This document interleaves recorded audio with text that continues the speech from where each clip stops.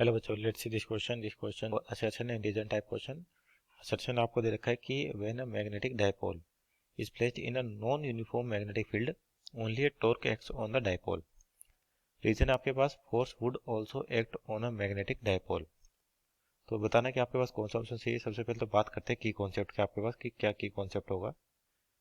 की कॉन्सेप्ट तो ये सिंपल टॉर्क पे बेस्ड क्वेश्चन है आपके पास। Torque on a dipole, torque on a dipole, और कौन सा मैग्नेटिक डायपोल है आपको दे रखा है, और किसके अंदर रखा है, नॉन यूनिफॉर्म मैग्नेटिक फील्ड। तो अपने को बताना है टॉर्क के बारे में चर्चा करनी कि टॉर्क को ना डायपोल जब वो मैग्नेटिक फील्ड के अंदर रखा होता है। तो देखिए आपके पास सपोज करिए जिस तरह से कोई मैग्नेटिक फील्ड है और ये नॉन यूनिफॉर्म है, इसका मतलब वेरिएबल है, और आपका जो मैग्नेटिक डायपोल है मान लीजिए इस तरीके से किसी एंगल पे रखा हुआ आपके पास किसी मैग्नेटिक फील्ड की डायरेक्शन में। तो मान लीजिए मैग्नेटिक फील्ड बी हो गया और एंगल थीटा हो गया और ये आपका मैग्नेटिक डायपोल हो गया। तो एक तरफ तो आपके पास क्या होता है, यहाँ पे पोल स्ट्रेंथ गिवन होती है आपके पास कि डायपोल्स के केस में क्या है, और एक एंड होता है आपका साउथ और एक नॉर्थ। तो इधर पोल स्ट्रेंथ अपन जनरली डिनोट की जाती है एम से, और ये एम से आपके पास जो पोल स्ट्रेंथ है। तो इन दोनों का जो कॉम्बिनेशन है, और कौन से जैसे आपके पास एक प्लस चार्ज और माइनस चार्ज मिलके इक्वल इक्वल मैग्नीट्यूड के, और उनके बीच में हल्का सा सेपरेशन, वो बनाता है इलेक्ट्रिक डायपोल। उसी तरह से आपके पास मैग्नेटिक डायपोल क्या होता है कि एक तरफ साउथ पोल होगा, एक तरफ नॉर्थ पोल होगा आपके पास। जैसे सपोज करिए इधर साउथ पोल है आपके पास और इधर नॉर्थ पोल है। तो इस वाले डायग्राम को अपन सिंपल बोले कि आपके पास एक बार मैग्नेट है कुछ इस तरीके से, जिसके एक तरफ तो क्या साउथ है और एक तरफ क्या है नॉर्थ, और दोनों की पोल स्ट्रेंथ क्या सेम है आपके पास। अब इसको मान लीजिए आपने मैग्नेटिक फील्ड के अंदर रख दिया। तो मैग्नेटिक फील्ड में रखने पर क्या होगा आपके पास यहाँ पर कि एक तो टॉर्क तो लगेगा इसे, आपके पास फॉर्मूला होता है टी इक्वल टू टॉर्क का एम क्रॉस बी।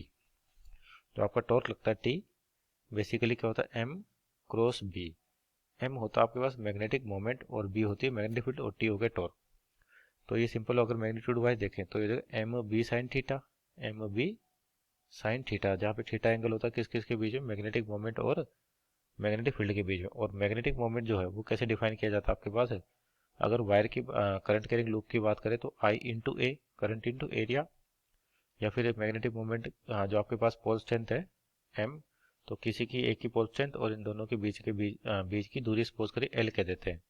तो मैग्नेटिक मोमेंट आपका इस तरह भी लिखा जा सकता है। और थीटा होता है आपके पास मैग्नेटिक मोमेंट और मैग्नेटिक फील्ड के बीच का एंगल।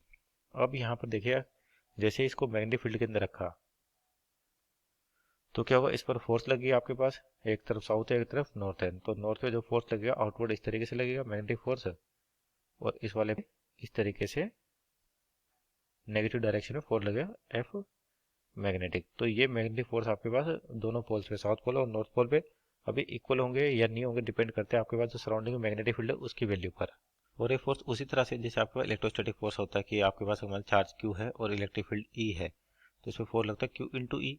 तो यहाँ पे मैग्नेटिक फोर्स लगता है कि magnetic pole strength into magnetic field M B.